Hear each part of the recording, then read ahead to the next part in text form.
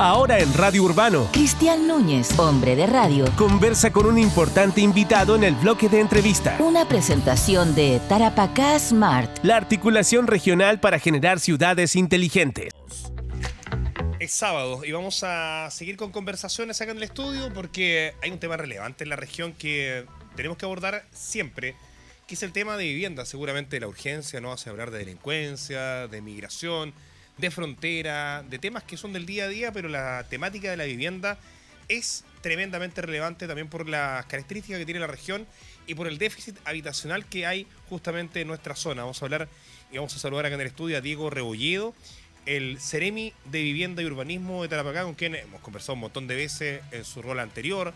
En el actual no habíamos podido todavía entrevistarnos, pero ya estamos acá. Diego, ¿qué tal? Buenos días, bienvenido al programa.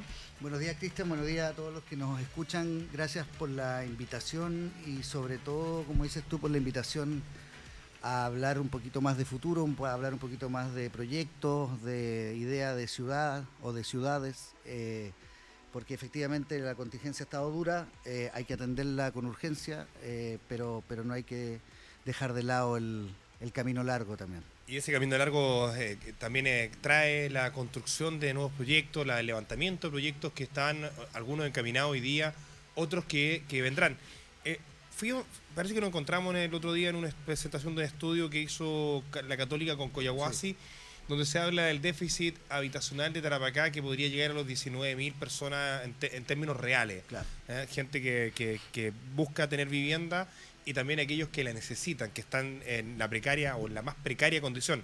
¿Es así?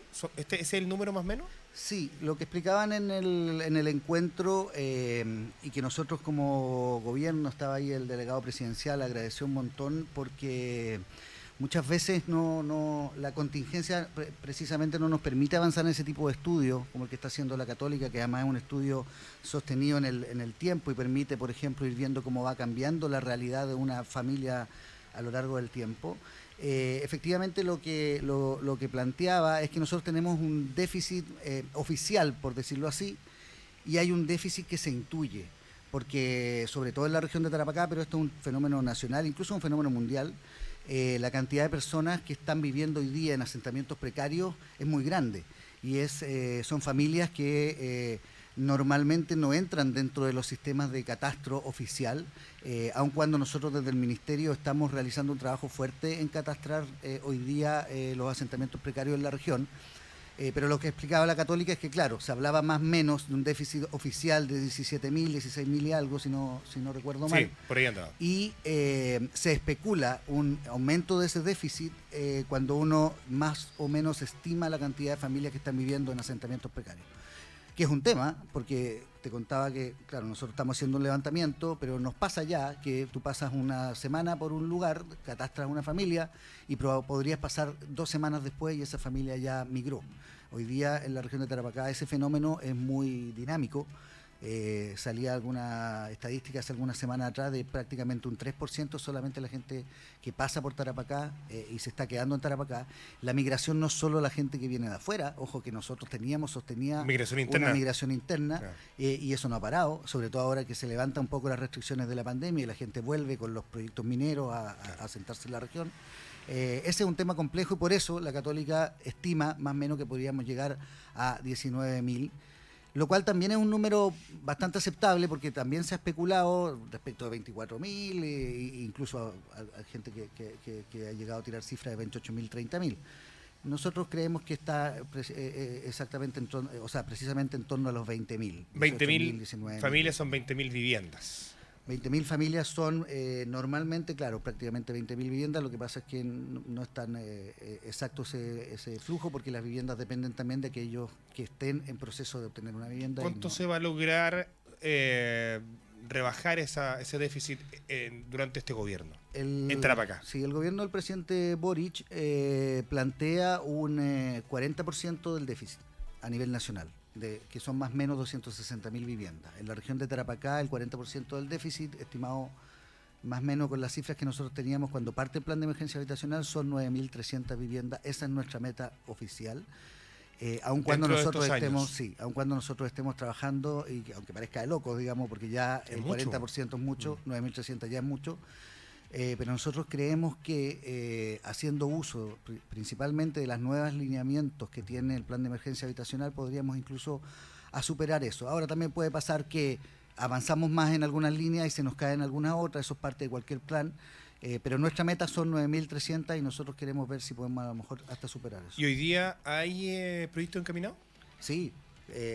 A ver, hay que entender que los procesos, los hablábamos justo antes, un poco antes de salir al aire, los procesos de vivienda son procesos continuos. O sea, cambian los gobiernos, pero... los proyectos continúan. Claro, yo diría que son de esas líneas que son más estatales que gubernamentales. Y por lo tanto son proyectos que vienen en camino. Lo que uno hace cuando cambian los gobiernos es cambiar los enfoques, cambiar las intensidades en ciertos aspectos, digamos. En este caso, por ejemplo, abrir nuevas líneas de cómo llegar a la vivienda. Pero hoy día ya hay más de 4.000 viviendas que de esa meta de 9.000 viviendas se están construyendo y hay alrededor de 1.000 más, 900 y algo, que están muy próximas a partir, digamos. Se están construyendo 4.000. 4.000 en ya, proyectos claro, habitacionales de claro, departamentos, de casas, distintos, ¿no? Claro, claro. Eso en Alto Hospicio, Pozo Almonte, Iquique. En Alto Hospicio, en Pozo, algunos proyectos rurales, por ejemplo en Pica, en Iquique, el proyecto que está ahí en progreso cerca del terminal agropecuario, pero principalmente, y eso también es un tema que estamos abordando, principalmente en Alto Hospicio, lo cual nos obliga además a hoy día a pensar en cómo Hospicio lo mejoramos como comuna, digamos, como ciudad. Ahora, la construcción de vivienda conlleva lugares de mayor urbanización, o sea, no solamente levantar una casa, levantar un barrio, Sí. levantar un barrio que tenga consigo negocio, almacenes, servicios, agua potable, eso es una cosa, urbanizar un sector. Claro. Y eso hoy día, o sea, eso es lo que siempre se ha hablado cuando se habla de la falta de terrenos. No es que falten terrenos, lo que falta es urbanizar ciertos terrenos, ¿no? Claro, Llegar a urbanizarlos, tendido eléctrico, agua potable. Claro, terreno apto para poder Claro. acoger viviendas y ciudad. Sí, a ver, nuestra generación de viviendas más fuerte está evidentemente en Alto Hospicio, y en Alto Hospicio llegó un momento en que ya lo que estaba más o menos consolidado, que nunca ha sido tan consolidado, pero lo que ya se entendía más o menos como consolidado se empezó a acabar, y por lo tanto de ahí en adelante los proyectos que se empiezan a construir en Alto Hospicio van ligados a programas que están, líneas que están dentro del ministerio, que tienen que ver con construir no solo las viviendas, sino que efectivamente generar ese espacio urbanizado, ese apéndice de ciudad urbanizada que permite instalar ahí las viviendas, los programas urbanos habitacionales, que son master plan o planes maestros, digamos, que no solo traen la vivienda, sino que traen los servicios principalmente. Pero hoy día además, y ahí por ejemplo llegamos a lo que te comentaba, de que cada gobierno le va poniendo un poco su impronta y su manera de mirar y entender el mundo, digamos. Hoy día, por ejemplo, estos planes urbanos habitacionales que hace un par de semanas se lanzó, que hoy día tienen el nombre de Ciudad Justa, tienen precisamente el enfoque de no generar solamente vivienda y urbanización, sino que urbanización en el sentido de redes de agua, redes eléctricas, sino que además de construir ciudad. O sea, los planes urbanos habitacionales tienen que venir con servicios, tienen que venir con equipamiento, con espacio público. Ese es un poco el foco que le ha querido dar el ministro Montes y también en particular la subsecretaria Tatiana Rojas, que tiene una preocupación además muy específica y muy cuidada respecto de precisamente lo que tiene que ver con la ciudad de los cuidados, el enfoque de género, que son aspectos que para nuestro gobierno son importantes. Es decir, y en simple, porque hay mucha gente que no entiende que esto del enfoque de cuidado, en simple es que para vivir en una ciudad no solo se necesitan las viviendas, además no solo se necesitan los servicios y los equipamientos, sino que también se necesita un sistema que a ti te permita vivir en la ciudad de buena manera. En simple, por ejemplo, cómo sale una madre tranquilamente a trabajar, por ejemplo, o a hacer algún trámite si no tiene dónde dejar a sus hijos. Entonces, las ciudades tienen que venir con colegios, con ojalá guarderías y una serie de equipamientos, por ejemplo, para las personas que tienen o que están en situación de discapacidad o para los adultos mayores, y un poco ese es el enfoque que hoy día se le quiere empezar a dar a estos planes urbanos habitacionales de construir ciudad. En un rato Iquique, por ejemplo, va a poner el ejemplo más claro de cómo no se debía levantar la ciudad, era Iquique, que creció hacia el sur de manera exponencial, sin ningún servicio, y fueron levantando torres, y la ciudad se llenó de edificios, pero no de servicio. Entonces la gente que vive en el lado sur vive en una cosa cuadrada, que guarda el auto, se mete a su departamento y no tiene nada de espacio público. Así es. No tiene nada donde bajar, los niños tienen donde jugar. Claro. Algunos tienen piscina, algunos tendrán un pedacito chiquitito de espacio público, pero lo mínimo. La verdad es que así se construye Iquique para el lado sur. Claro. Lamentable, ¿no? Una clase media que iba creciendo y que lamentablemente quedó con esa ciudad armada bastante a la rápida, ¿no? Sí. Pero esa es la idea de hoy, ir pensando las ciudades, ir repensando las que estas sean proyectadas, que tengan realmente los servicios necesarios, que la gente tenga la comodidad, la inclusión, lo que tú hablabas recién, que tenga los espacios públicos correspondientes. Entonces, cuando se construye algo, que tenga todo aquello que tiene que tener una ciudad. Claro, claro.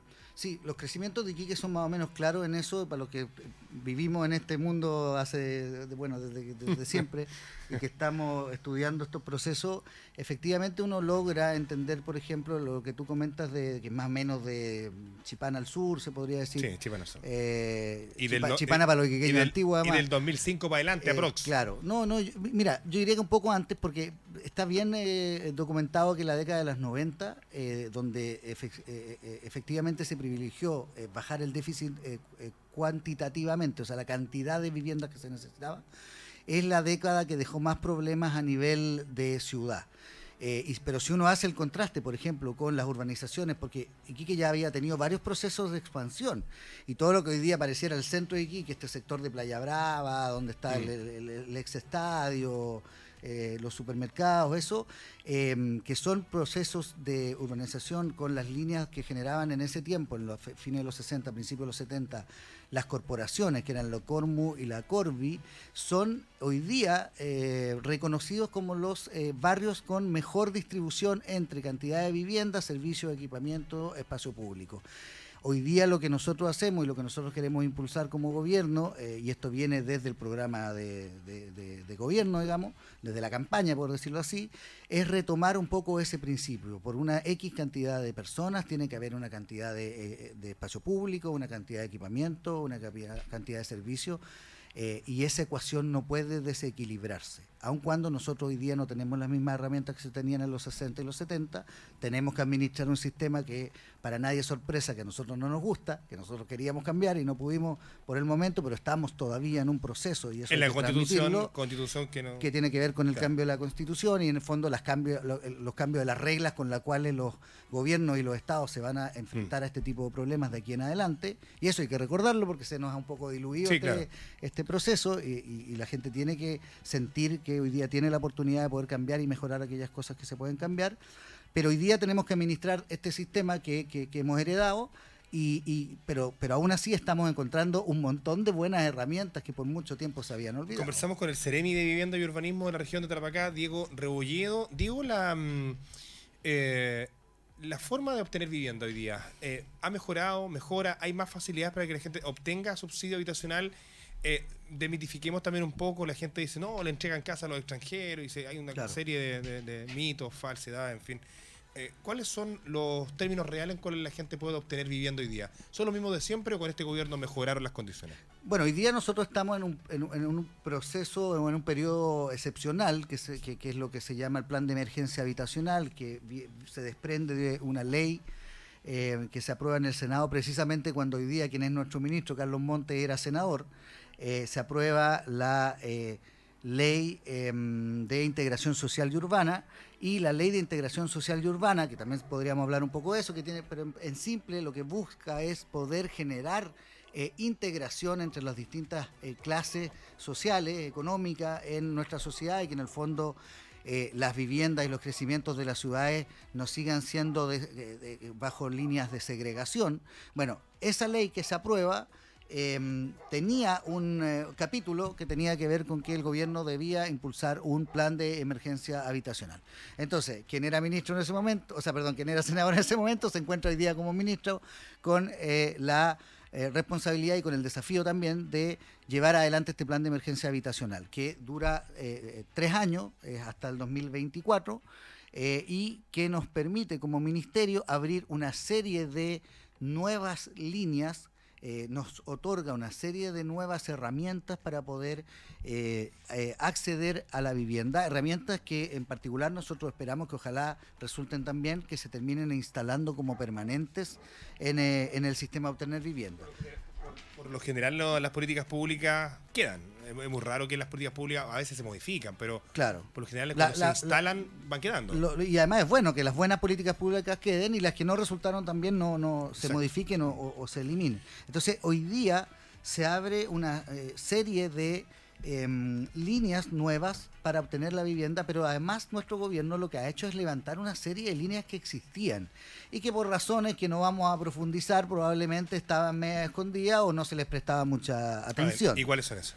Bueno, normalmente la gente conocía esto, lo que son los DS49, digamos, y después un poco estos de integración, ¿no es cierto? Y como que en los últimos 10 años, me atrevería a decir, todo el mundo que hablaba de obtención de vivienda hablaba de los segmentos más vulnerables, que son esta gente que tiene que poner en la libreta de ahorro del banco una cantidad de UF, 10 o 15 UF, y con eso queda sin deuda, ¿no es cierto? Y viene el Estado. Y financia, porque ahí hay un tema que también podemos comentar, financia los proyectos que vienen desde los privados, digamos, y la gente recibía su vivienda y quedaba sin deuda. Eso es lo que más se conoce respecto de la vivienda. Y lo otro eran estos programas que se les llamaron de clase media, digamos, de integración, que en el fondo son una mezcla entre gente que recibía un aporte desde el Estado subsidiado y el resto de la vivienda la pagaba con acceso a créditos bancarios, ¿no es cierto?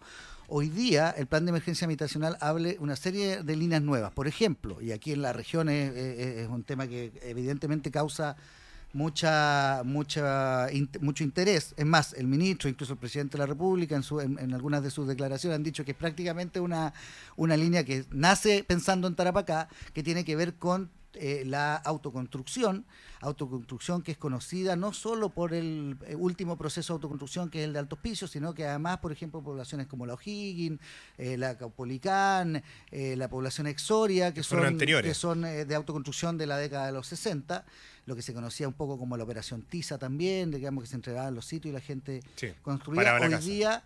Hoy día están esas líneas, van a ser acompañadas por el Estado, porque esa es la gran diferencia. Normalmente, y si uno hace memoria de lo último que pasó en Alto Hospicio, ese fue un proceso impulsado por un alcalde, por Jorge Soria, y con harto poco apoyo, digamos, y por no decir prácticamente ni un apoyo del Estado, ¿no es cierto? Es más, de ese proceso aparece el plan integral de Alto Hospicio, que finalmente no recoge nada de la autoconstrucción y aparece como un proyecto que es bien valorado por la población, por alguna parte de la población hasta ahora, porque fue con fuerza. Y lo dejó aislado. Claro, pero no recogió lo bueno de la autoconstrucción. Hoy día, en el déficit que nosotros tenemos, nuestra postura es que la gente, por ejemplo, incluso aquellos que están en asentamientos precarios, lejos de ser una molestia para el Estado o para el gobierno, son gente que al final te está ayudando a hacer la pega. Es responsabilidad del Estado otorgar vivienda. Nosotros, acuérdense que somos un gobierno que planteaba el derecho a la vivienda en la nueva Constitución, y por lo tanto para nosotros tener vivienda es un derecho y debería ser un derecho. Y por lo tanto, cuando una persona en un asentamiento precario, dejemos de lado los litigios y los problemas que pueden haber respecto de si ese terreno es privado o no y está tomado de mala manera, porque eso también es parte y consecuencia de un sistema. Pero hoy día esa gente lo que está haciendo en sencillo es que le hace la pega al Estado. O sea, ellos momentáneamente construyen sus viviendas y para eso, y con eso, para nosotros como Estado, no tenemos gente viviendo bajo un puente, digamos. Entonces, nosotros así entendemos ese tema, y por eso que no lo criminalizamos ni no lo digamos, condenamos, sino que lo que estamos haciendo es ver también líneas que tienen que ver con asentamientos precarios, de ver cómo podemos regularizar esa situación y cómo podemos tomar a esa gente y llevarla a otro lugar, pero entendiendo que mientras no tengamos una solución como Estado, esa gente finalmente está solucionando su problema. Bueno, está la línea de autoconstrucción, está la línea, por ejemplo, de vivienda industrializada, que son viviendas que no son prefabricadas, es un poquito más complejo que la industrialización, pero que lo que permiten es bajar, por ejemplo, la construcción de una vivienda de 2 años o de 1 año y algo a meses, 4 meses, 5 meses, 6 meses, dependiendo del modelo. Está la línea de vivienda municipal, que está hecha para impulsar que los municipios o otros actores, porque en realidad se llama ¿Pero vivienda eso se municipal. está haciendo? Todavía no. Sí, hay un proyecto, se llama vivienda municipal, pero nosotros estamos avanzando ya en dos edificios que no salieron desde el municipio, sino que salieron del Serviu. La línea se llama vivienda municipal y eso también probablemente va a cambiar porque lo pueden presentar municipios, otros servicios Ya. públicos, entidades sin fines de lucro. ¿Pero Nosotros son para estamos arre- avanzando. son para arriendo? Son para arriendo, Eso. pero distinto a la otra línea que también hemos impulsado fuerte, que es la vivienda en arriendo, que es para gente que tiene acceso a los subsidios de arriendo. La municipal es para gente que se podría calificar como casos sociales, que no tienen la posibilidad de tener acceso al subsidio de arriendo, pero evidentemente tienen la necesidad de una vivienda. Y Hay con tanta eso- cosa me perdí, pero es que son mucho. muchas líneas nuevas. Mucho, pero harto, son líneas de construcción y también líneas de arriendo. Sí, o sea, es que todo se construye, digamos, No, pero perdón, claro, son de líneas entrega, bien líneas de entrega definitivas. en propiedad Claro. y líneas de incentivo para el arriendo y para Sí. poder también meternos en ese tema que es complejo. Hoy día en la región de Tarapacá, por ejemplo, los precios de los arriendos se van disparando cada vez más y lo que hace el Estado con esto también es de alguna manera ofrecer una alternativa. ¿Y cuándo que tendremos termine regulando el una precio. oferta estatal ya de A ver, arriendo? el de arriendo que partió por el Servio es un proyecto que ya está calificado, así que debería empezar su ejecución este año y esperamos que ya el próximo año pueda ¿Qué estar cobertura es? saliendo al... Son 2 torres, si no me equivoco, puedo dar la cifra, pero o son 2 torres de 20 viviendas cada uno, o sea 40, o son 2 de 40. Ahí puede que Ya. se me vaya. ¿Esa es la el primera número. oferta estatal que vamos a tener en Iquique o en Alto Piso? En Iquique. Ya. Y que nace de el primer llamado, porque hay que acordarse que estos llamados salieron recién. Piensen que el plan de emergencia habitacional sale a mitad de año el año pasado. Sí. Entre junio, julio del año pasado y diciembre se hizo todo el esfuerzo porque salieran los llamados atendiendo a esas nuevas líneas. Y además había que esforzarse para que aparecieran los proyectos que alcanzaran a entrar dentro del año en esos llamados. Así que, claro, ahora estamos partiendo con 2, pero lo que nosotros esperamos es que ya este año, como se sabe cómo son los llamados, como se han analizado más las cosas que hay que cambiar en los llamados, podamos ir levantando mucho más proyectos porque estamos en una emergencia y es urgente el tema de la vivienda. Ahora, la gente ha visto, cambiando de vivienda a urbanismo, la gente ha visto la instalación de veredas, hay mucha construcción de veredas, calles que están cortadas en el centro, en las molestias, estamos trabajando para usted y todas esas cosas que, Sí. que vemos por estos días en verano. Hay un plan importante de veredas que venía desarrollando ya hace un tiempo y ahora se está concretando, eso es. Sí, lo que se está viendo hoy día en el centro de Iquique, que además aprovechamos de decir que efectivamente genera molestia. Nosotros hemos hecho ya la solicitud de las inspecciones técnicas y a las mismas empresas para que podamos mejorar algunos aspectos. Pero además, bueno, se planificó para que también estuviera en verano, porque baja un poco el flujo, no es lo mismo en verano en el centro que en el año. Ese proyecto está enmarcado dentro de una línea más grande que se llama rutas peatonales, que ya tienen como resultado, por ejemplo, las veredas de Vivar, que se hicieron en algún momento, y este es como, desde ese proyecto, como la expansión hacia otros sectores. Lo interesante de ese proyecto es que las veredas además cumplen con recomendaciones internacionales respecto de la gente en situación de discapacidad. Por eso tienen la banda podotáctil y tienen una serie de decisiones de diseño en las esquinas para Sí. poder Tal facilitar. como ocurrió con el par vial O'Higgins Bulnes, Claro. que tienen esa característica, ese nivel. Claro, y de hecho, bueno, O'Higgins Bulnes fue una primera experiencia, se sacaron muchos aprendizajes de ese proyecto. Perdón, los estacionamientos de O'Higgins Bulnes. Claro, y después, Par vial queda poco en realidad. par vial y ciclovía con, Claro, va con quedando, harta intervención. va quedando poco de par No, vial ya no, a no esta es tanto, altura, pero, ¿no? pero efectivamente hay que decirle a la gente que por favor respete un poquito más, digamos, para que se Como los diseñan las cosas. estacionamientos de digamos. Juan Martínez y Arturo Fernández. ¿no? claro. Son más estacionamiento que par vial. Entonces, bueno, se tomó ese proyecto de Vivar y se sacaron también experiencia y ahora eso se amplió a un radio más grande. Pero además hay una programación de veredas que debería partir una vez finalizado ese proyecto, que le quedan por lo menos calculamos nosotros unos 6 meses, y después viene inmediatamente un proyecto de otras veredas, no con ese estándar, veredas más normales, por decirlo así, pero que en el fondo siguen expandiendo esta red de veredas porque estamos conscientes, de hecho ayer tuvimos una reunión por el tema. El tema de las veredas en Chile en general es un problema y nosotros queremos impulsar ciertas modificaciones para que los procedimientos de pavimentación puedan ser más acotados. Y respecto a las veredas, a mí me llama la atención una cosa, las veredas en Iquique son estacionamiento, no, las veredas pocas veces son Sí, para varias. la gente, la gran mayoría son estacionamiento. Y se construyen para que se estacionen los vehículos, porque para que la gente O sea, pase se caminando. construye para que pase la gente. Pero, y se- pero en la práctica uno mira, yo ya he mirado y digo, ya se construyeron, ya está todo arriba estacionado de Claro. nuevo y la solera otra vez. Sí. Entonces, En lugares además donde uno no entiende por qué no estacionan el auto en la calle. Sí, Digamos, es una cosa ya como media instalada. o por qué tienes auto si no tienes dónde dejarlo, Bueno, que también es tengo una vaca, no tengo campo, entonces mejor ¿dónde Sí. tengo la vaca? Sí, Si hay no que tengo un mejorar el campo para tener la vaca, transporte ¿no? público y- claro. Entonces, bueno, la cosa es que en el centro ya se construyeron esta vereda y yo decía, pucha, podrían haberle puesto una solera grande, así de medio metro, Claro. que no podáis subir la rueda, pero eso no está Está- dentro es, de que todo, estándar. es que todo eso está normado. Está normado, Sí, hay un estándar, sí, ¿no? claro, no podemos poner porque Claro. pondrías en riesgo tanto al peatón, que si se llega a tropezar y se Lo cae que a sí la vienen vía- después estos volados, ¿cómo se llama estas Volardos se cosas? ponen Eso. en algunas partes, sí. Evitan que se suban a las veredas. Algunas otras veces van A y veces lo los mismos sacan. privados hacen eso, los dueños de Sí. la vivienda. Y a veces afuera. también hay gente que va y lo saca, digamos.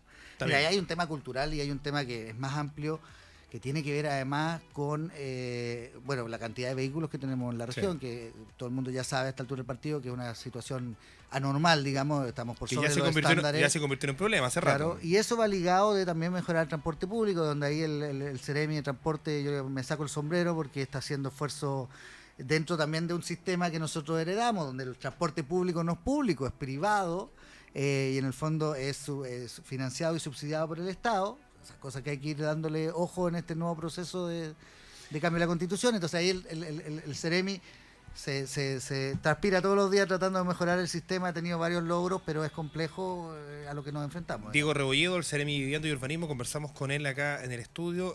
Tú eres arquitecto, fuiste parte en algún momento presidente del Colegio de Arquitectos, Diego, Sí. y eres ciclista, al menos, no sé si antes pedaleando, andes con la eléctrica. Pedaleando. Pedaleando, Me perfecto. gusta Yo mucho te la veo eléctrica. pedaleando por ahí, yo digo, ¿andará en eléctrica o pedaleando? Pero bueno, No, es la que es cosa- rara la bicicleta, pero... eso es, la bicicleta es media extraña, no es de las convencionales, pero... Claro. Pero, ¿qué pasa con la ciclovía? La ciclovía, se tiran siempre la pelota con la ciclovía del Servio, el municipio tiene que presentar un proyecto, ¿no? Que ahora hay un plan maestro, en fin. Y hace un tiempo atrás, en medio de la pandemia, dije, es la oportunidad más grande para que el gobierno en ese momento hiciera algo con las ciclovías.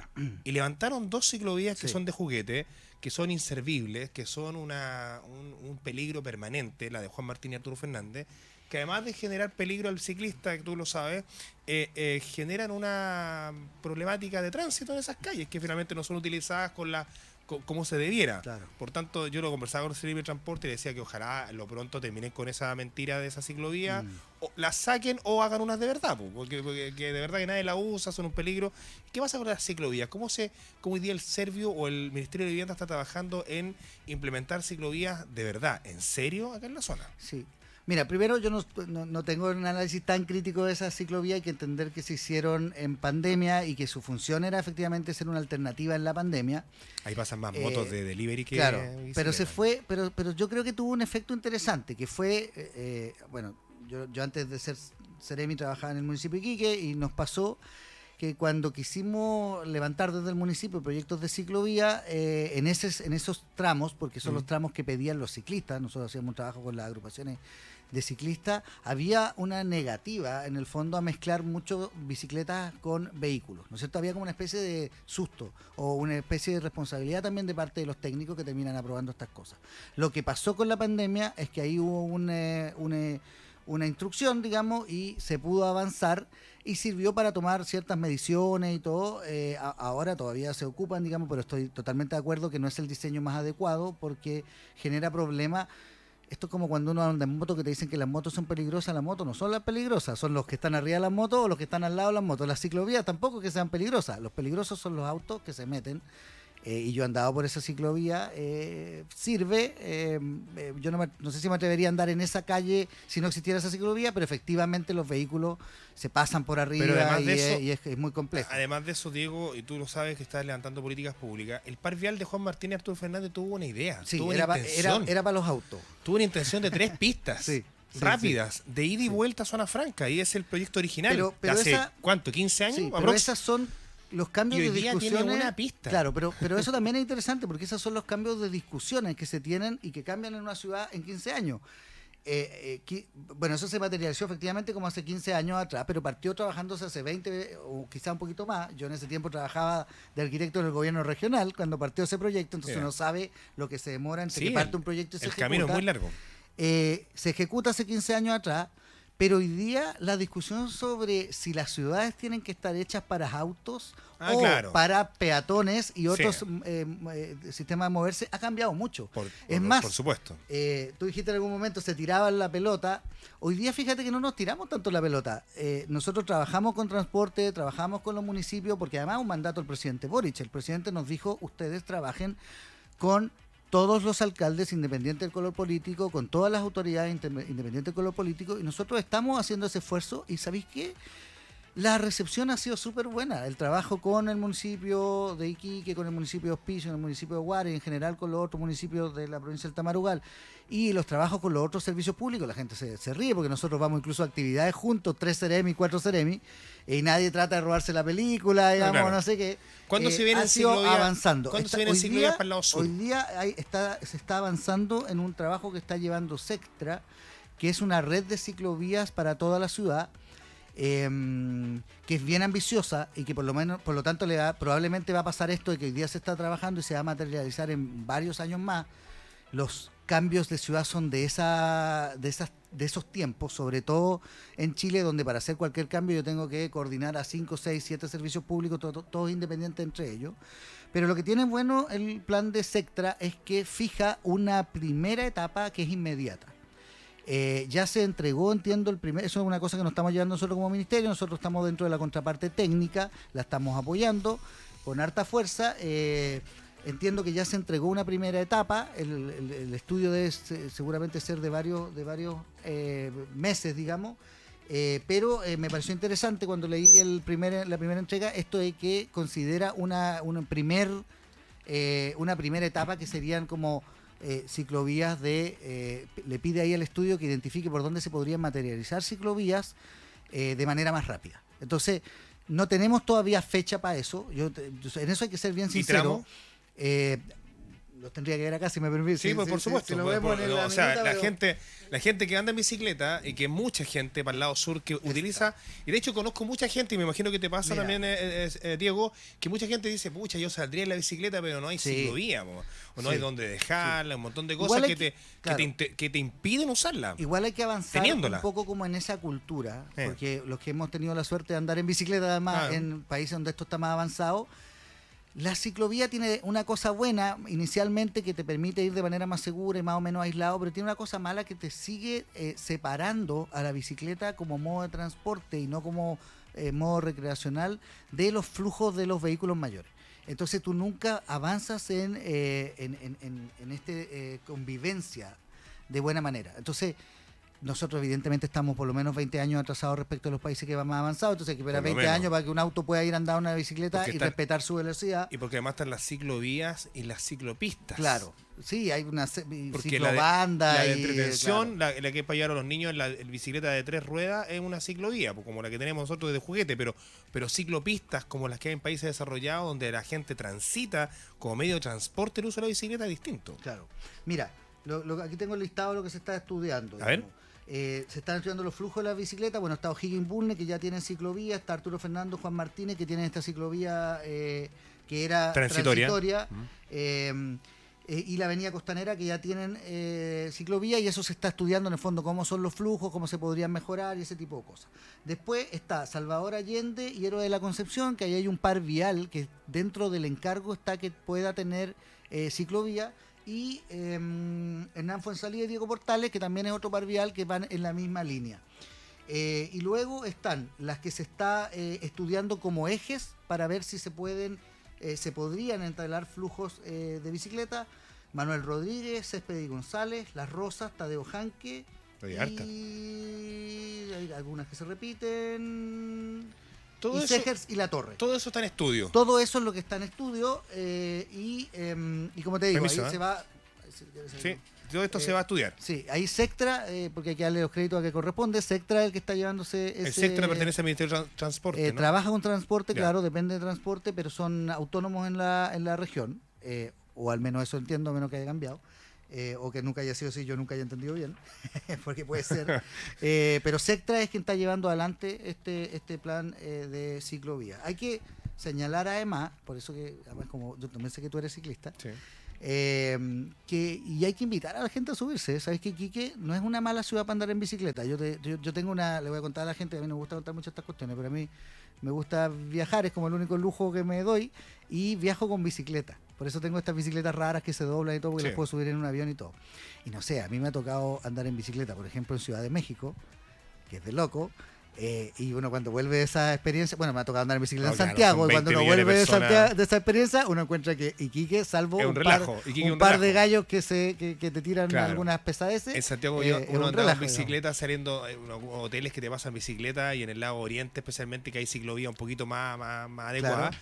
Es bien, pero son rápidas, de mucho Sí. tránsito, de mucho flujo, Sí, sí, sí. la gente se tira hasta las bicicletas encima, Sí. allá andan más estresados. Sí, pero bueno, a mí, insisto, como que suena un poco esto, como no me gusta mucho decirlo, pero por ejemplo yo también he ido y también en este rollo como estudiar las ciudades y eso. Mis viajes por lo general son a ciudades como interesantes para Claro. también un poco parte de la pega. Además tengo una señora que es Sí. arquitecto, así que me acompaña en todos estos viajes. Yo por ejemplo he andado en Ámsterdam en bicicleta, en la ciclovía. Y claro, que eso que es como el paraíso, en realidad no es tan agradable, porque yo voy de vacaciones. son de alto flujo. Entonces voy a velocidad de vacaciones Claro. y la cantidad de pesadeces que me tiran los mismos No, ciclistas, qué- las ciclistas que me tiran encima. Además, allá reparten mercadería en bicicleta, Sí. la gente va a trabajar en bicicleta. El transporte es bicicleta. Claro, entonces es otra cosa. esto como de cuando uno conoce esas realidades, uno empieza a decir, mira, Iquique, claro, hay que mejorar un montón, subidas Sí. de Acceso. calle, bajadas de calle, a veces pavimentaciones que se echan a perder y pasan años que se ¿Y se pueden arreglen hacer y todo. cosas rápidamente antes que esperar tantos proyectos tan grandes? ¿Se pueden ir haciendo como parchecitos? Mira, ¿o no? esto siempre yo lo comentaba cuando trabajamos con agrupaciones de ciclistas. La celeridad con la cual las autoridades, hoy día a mí me toca ser autoridad, respondemos, depende también, y estamos incluso obligados a que sea, dependiendo de la necesidad y en el fondo la cantidad de solicitudes que tengamos. Entonces, mientras más gente, es un poco como un círculo vicioso, pero mientras más gente salga a andar en bicicleta, más requerimientos vamos a tener, y para nosotros va a ser más rentable socialmente poner recursos en esos temas. Lo que le pasaba a las ciclovías hace 15 años atrás, 10 años atrás, esto lo hemos conversado varias veces con los profesionales de transporte, quienes hoy día, además les reconozco que están haciendo un esfuerzo bien interesante en poder meter esto en sus ADN, digamos, la gente caminando, la gente en bicicleta, la gente en coche, la gente en silla de ruedas. Pero lo que le pasaba a ellos hace, no sé, 5 años atrás, 10 años atrás, era que si planteaban una ciclovía le decían, eso no es rentable socialmente. El Estado no puede poner plata en eso porque nadie anda en bicicleta. Comentarios de actualidad, la contingencia regional y opinión informada. ¿Y tú? ¿Estás en el radio urbano?